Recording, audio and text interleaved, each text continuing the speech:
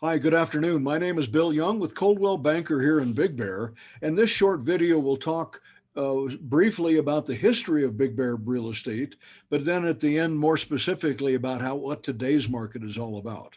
So I'm going to share a couple of slides with you. This first slide is a history, a 17-year history of the red is a sales price. Sales price went up until 2006 and 7. That's when the bubble burst, came crashing down to about 2012, and then started an uphill climb again with the end spikes both in average sales price and units sold.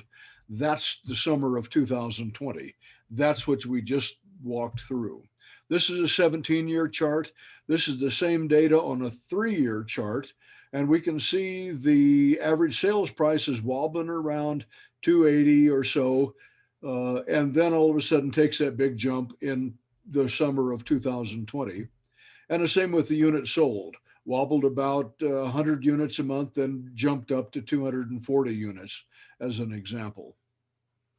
This chart again shows the graphically the inventory. We'll notice that the peaks in this inventory are in the summertime, and that's historically the way it's always been.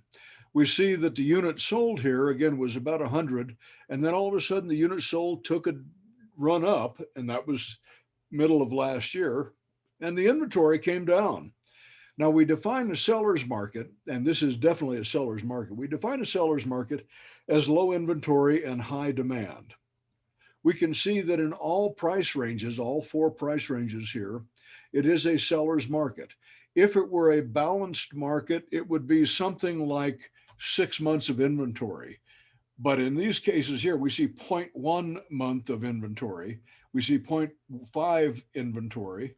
Even in the greater than $1 million homes, there are 21 of them in inventory, and we only have 2 months of inventory there. So this really does point to a seller's market. Today, this is today's hot sheet that we extract from the Big Bear MLS.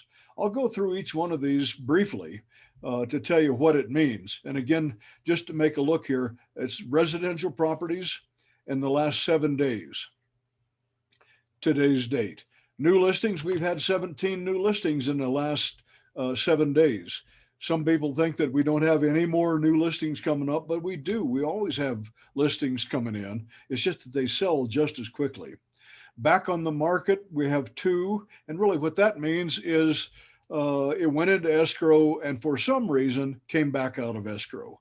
We only had two price decreases, which is okay in the seller's market. Price increases are again expected in a seller's market. No marketing is a specialized thing. Hold, or there's two units on hold, probably because the family is enjoying their cabin and they don't want buyers or potential buyers coming in. These two lines, the backup and pending, that's 38 homes in the last week that are gone into escrow.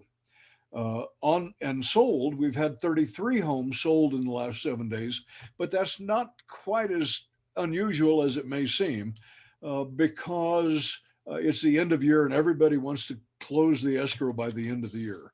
We've only had one product cancel, one listing cancel, 8 listings expired, and that's probably because the seller was either exceptionally high in his expectations of price or it was just simply not a good property. And that's today's market. So we have again 17 new listings, and that's fairly key. One of the things we experience here in the seller's market is multiple offers, and that means that the price is going to go higher. What we see in this chart, this is a chart of data from the last 5 years that talks that where we can see that there on average each month there was about 30% of the properties that closed were at or above the asking price. That was 30% as it went along for the last 5 years. Then all of a sudden, these last 6 months, as we can see it here, the 80% in November, 80% of the products of the homes were sold at at or above list price. So this is multiple. That's the only way we can determine whether there are multiple offers occurring on the package. So how do we be successful when we try to buy a property up here in Big Bear? Really 3 points. Number one is keep a close eye on the internet sites like realtor.com and Zillow and so forth. And when you see something, say something to me. Let me know that. I'll check to see if it really is available or if it's suddenly gone into escrow. Number two is have the lender pre approval ready. We must have this pre approval letter accompany the offer when we submit an offer, or the seller simply will not consider our offer. And the third thing is be ready to pull the trigger. By pull the trigger, that says if you see that property pop up today on realtor.com, give it a go.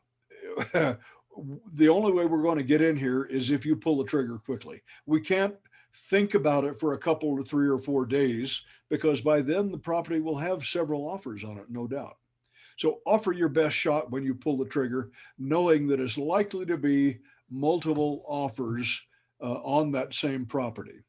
So again, thank you. My name is Bill Young with Coldwell Banker, and you can see on the slide template that my phone number is 909-553-3564. And I'd love to talk to you, but just remember, be ready to pull the trigger and have the pre-approval letter ready to go.